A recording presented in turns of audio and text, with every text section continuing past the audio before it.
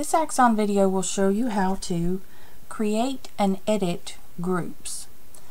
Important to know that when you send an invitation in Axon, that automatically creates a group and it groups those assessments together, but you may want to add additional people to a group for the purposes of reporting. So for example, if you have 2 invitations that have gone out at different times and now you're ready to combine all of those participants into one large group, you can do that in a couple of ways, and we're going to look at how to create a new group and edit a group. So the first thing that we're going to need to do, and we're using our new navigation that's been set up in Axon, you'll see this search for button, and we can search for assessment groups or we can search for assessments. If we're going to create a group, we would likely start with assessments. So we would start with the search for assessments. We want to find the proper assessments, and so I am going to search for, I will say HBDI assessments, people who have the first name Dorothy, and I click enter there, and I will be able to find all of the assessments with the first name Dorothy, and there are lots of them because I use that for a testing setup. And then I can simply, once I've found the assessments that I'm looking for in my search, I can click the ones that I need, for example, and I choose those boxes. I scroll down, and in the lower part of the screen you'll see assessment group, and I can either select the number of assessments above and then click add assessment button in order to add them to a group that's already there. So I can look for an assessment group that's already here, so I could choose that one, or I can close that out and I want to create a brand new group. So this is Dorothy group, and I say add to group. Now I have simply found the assessments that I wanted to add to a group. I have created a new group. Alright, now I can actually edit that group. It'll take me into the edit mode as soon as I have created it. I can edit it from here, and I can remove assessments.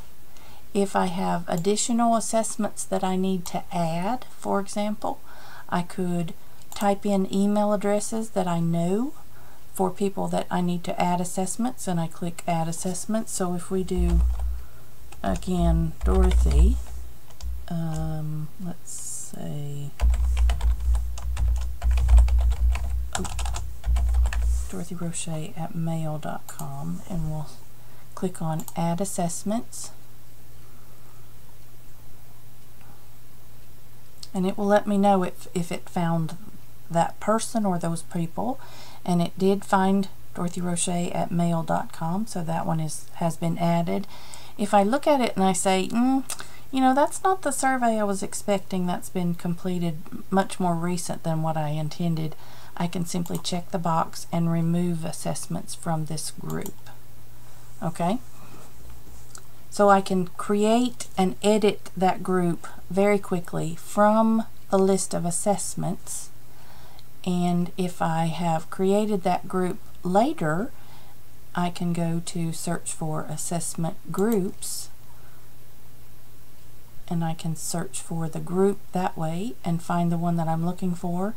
They'll be listed in date order most likely, but you can change that.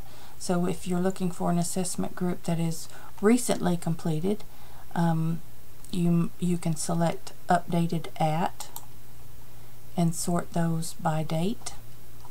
It will show you the number of assessments that are requested and the number that are completed in that group. So your assessment groups can contain partially completed or uncompleted assessments if you've asked for those. So we'll see in this group I just created, I have 3 of 4 assessments that have been completed. That means that someone I've included in that group has not completed yet. So again, I can use this group, and I can select the box next to it and scroll down, and I can run the report that I need to run directly from that report. But because I see that 3 of the 4 are the only ones that have completed, I might want to edit. So another way to edit is to find the group and then click edit, and you can edit the group that way. And again, I can remove the ones that have completed. The easy way to know which one has not completed is that there is a survey start time, but there is not a survey end time for this particular one. So I can say, nope, I don't want any assessments in this group because they are not completed yet. So I can remove assessments from group, and I can remove them one at a time, or I can select several and then remove those. So that's how you can create a new group from the list of assessments. You find the assessments that you're looking for and then select those, or you can go to the assessment group itself once it's already grouped together, and you can edit from there.